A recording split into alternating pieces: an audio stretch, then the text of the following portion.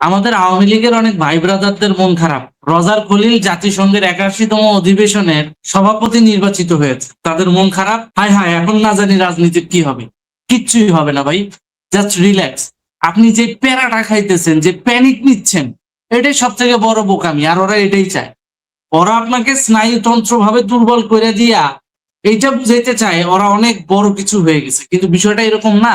জাতিসংঘের ৮১তম অধিবেশনের সভাপতির দায়িত্ব কি কি? চলেন তো একটু চ্যাট জিপিটি রে জিজ্ঞাসা করি, চ্যাট জিপিটি কি কয়। চলেন। জাতিসংঘের রজার খলিলের এখন যেটা দায়িত্ব, সে সভাপতি হওয়ার পরে, সেটা হচ্ছে ৮১তম অধিবেশনের সভাপতি মূলত জাতিসংঘের স্পিকার বা অধিবেশন পরিচালনাকারীর প্রধান কর্মকর্তা। অর্থাৎ তিনি জাতিসংঘের ৮১তম সাধারণ পরিষদের সভাপতি নির্বাচিত হয়েছেন, তিনি অধিবেশনটা পরিচালনা করবেন। কারণ তিনি যে অধিবেশন পরিচালনা করবেন তার দাপ্তরিক ক্ষমতা কতটুকু সেটাও তো একটু দেখার দরকার আছে।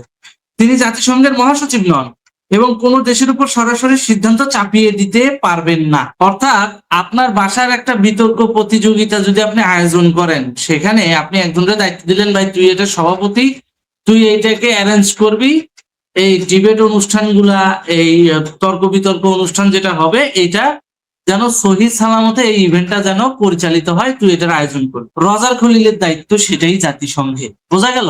এখন রজার খলিল কিন্তু জাতিসংঘের মহাসচিব না যে সরাসরি এসে একটা সিদ্ধান্ত আপনার উপর চাপায় দিবে এবং আপনার রাষ্ট্রের উপর চাপায় দিবে। তার হাইয়েস্ট পাওয়ার, সে মধ্যস্থতাকারী হতে পারে, এর বাইরে সে কিচ্ছু হতে পারবে না। কারণ মধ্যস্থতাকারী হওয়ার জন্য জাতিসংঘের ৮১তম অধিবেশনের সভাপতির কিছু আংশিক দায়িত্ব আছে, তিনি কিছু কূটনৈতিক উদ্যোগ নিতে পারেন, যেগুলা তার যে নিজস্ব রাষ্ট্র, সেই রাষ্ট্রের ক্ষেত্রে অগ্রাধিকার ভিত্তিতে তিনি সেগুলো কূটনৈতিক উদ্যোগের মাধ্যমে বাস্তবায়ন করতে পারেন। এখন সেই ইস্যুগুলো কি কি আপনারা জানেন? সম্প্রতি শেখ হাসিনা কিন্তু একটা মামলা করেছে জাতিসংঘে, মনে আছে? এই মামলাটার এখন রায়টায় চলবে।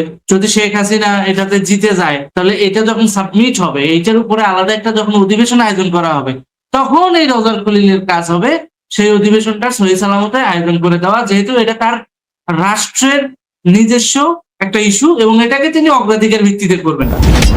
অর্থাৎ খুব শীঘ্রই শেখ হাসিনা যে দেশে ফিরবে এবং জাতিসংঘের অনুমতি নিয়ে এবং জাতিসংঘে তিনি যে বিজয় লাভ করে বাংলাদেশে ফিরবে, এইটা যেন আর ডিলে না হয়, এই কাজটাই রজার খলিলকে দিয়ে করায় নেওয়া হবে এবং কূটনৈতিক গোষ্ঠী এবং আমাদের মিত্র গোষ্ঠীরাও সেভাবেই করবে। আর এই জন্যই দেখবেন রজার খলিল যখন ৮১তম জাতিসংঘের অধিবেশনের সভাপতি হিসেবে নির্বাচিত হলো, সর্বপ্রথম তাকে অভিনন্দন জানিয়েছে ভারতের পররাষ্ট্রমন্ত্রী। ব্যাপারটা বোঝা গেল? আর সব থেকে বড় কথা, রজার খলিলকে এই ৮১তম অধিবেশনের সভাপতির দায়িত্বটা দেবেই না কেন বলেন? ও কি দেয় না এই আমেরিকাকে? সমুদ্রের এক্সেস দিছে, সমুদ্রে তথ্য নেওয়ার জন্য, গবেষণা করার জন্য, গোপনে গোপনে পরীক্ষা চালানোর জন্য আমেরিকাকে ওপেন করে দিছে। এই যে সাম্প্রতি এই বিষয়গুলো তো গণমাধ্যমে উঠেছে, চলেন আপনাদের দেখাই। এই যে দেখতে পাচ্ছেন, এটা জেলেদের জালে ধরা পড়ছে এই ডিভাইসটা। এইটার মাধ্যমে সমুদ্রে আমেরিকা তলে তলে গোপন তথ্য কালেকশন করা শুরু করেছে। তা আপনার কি মনে হয় পররাষ্ট্রমন্ত্রীর কনসার্ন ছাড়া আমেরিকা হুটহাট এসে এই কাজ করে গেছে? অবশ্যই না।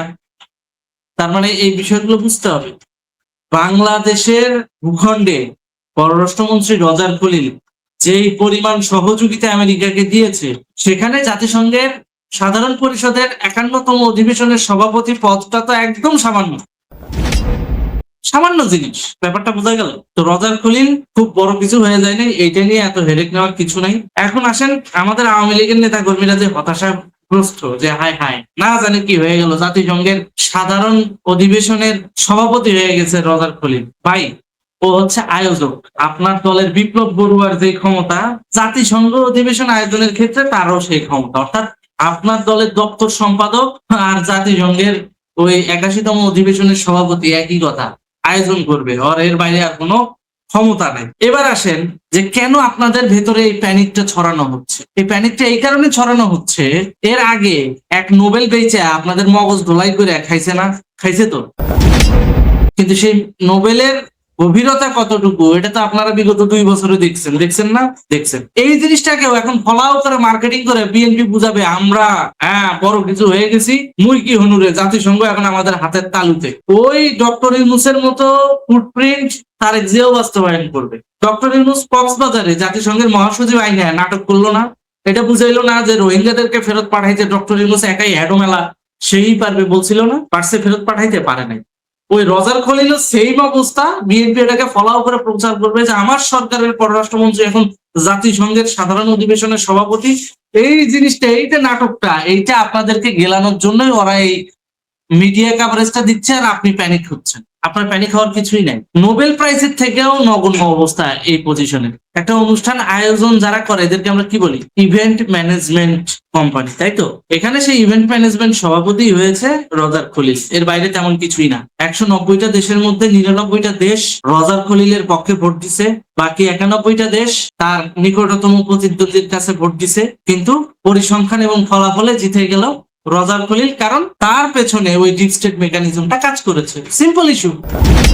এখন সে জাতিসংঘ অধিবেশনে যায় কোন স্ট্র্যাটেজিটা কাজ করবে সেটা এখন সময়ের উপর ছেড়ে দেওয়াই ভালো। সব থেকে বড় বিষয়, আপনারা এইদিকে মনোযোগ না দিয়ে আপনারা একটু শিক্ষামন্ত্রী মিলনের কর্মকাণ্ডের দিকে মনোযোগ দেন। সে কি করতেছে? সে এডুকেশন নলেজ এক্সপোর নাম করে পাকিস্তানের সঙ্গে শিক্ষা বিনিময় কর্মসূচি চালু করতেছে। এই শিক্ষা বিনিময় কর্মসূচির মাধ্যমে ওই 1952 সালে যে উর্দু ভাষার আগ্রাসন আমরা বাংলাদেশ থেকে বিতাড়িত করেছিলাম, সেটাকে এখন নতুন করে বাংলাদেশের নতুন প্রজন্মের মাঝে চাপিয়ে দেওয়া হচ্ছে। ব্যাপারটা বোঝা গেল?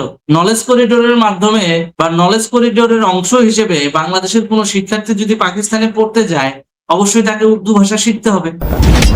আর ধীরে ধীরে একটা প্রজন্ম যখন উর্দু ভাষাকে এসেনশিয়াল ভাবে নিয়ে নিবে, তখন সেকেন্ড ল্যাঙ্গুয়েজ হিসেবে ইংলিশেরও যেমন গুরুত্ব থাকবে না, ঠিক একইভাবে বাঙালিদের নিজস্ব ভাষা বাংলা ভাষারও ডেভেলপমেন্ট বা উন্নয়ন এটা হবে না। সুতরাং নলেজ এক্সপোর মাধ্যমে আমাদের ঘরে চাপিয়ে দেওয়া হচ্ছে ওই 1952 সালের ভাষা আন্দোলনের প্রেক্ষাপট, যেটা জিন্নার মাধ্যমে আমাদের উপরে একবার চাপিয়ে দেওয়ার চেষ্টা করা হয়েছিল। আমরা জাতিগতভাবে সেটা, রাজনৈতিকভাবে সেটা ডিনাই করেছি। এখন শিক্ষা মন্ত্রণালয়ের মাধ্যমে, এডুকেশন এক্সপোর মাধ্যমে, নলেজ করিডোরের মাধ্যমে সেগুলোই আমাদের নতুন প্রজন্মের মাঝে চাপিয়ে দেওয়া হচ্ছে। এই বিষয়গুলো নিয়ে কথা বলে তখন দেখবেন দেশের পক্ষেও কাজে লাগবে, একই সাথে ওদের যে কূটনৈতিক আগ্রাসন সেটাও মোকাবেলা করা সম্ভব। শুধু শুধু রজার খলিল নিয়ে প্যারাকায়া লাভ নাই। আপনার আওয়ামী লীগের দপ্তর সম্পাদক বিপ্লব বড়ুয়ার যতটুকু কর্মকাণ্ডের পরিধি, অর্থাৎ একজন দপ্তর সম্পাদকের দায়িত্ব যতখানি, ঠিক ততখানি ওই অধিবেশন সভাপতির দায়িত্ব। ওর কাজ ডিবেট আয়োজন করা। ব্যাপারটা বোঝা গেল?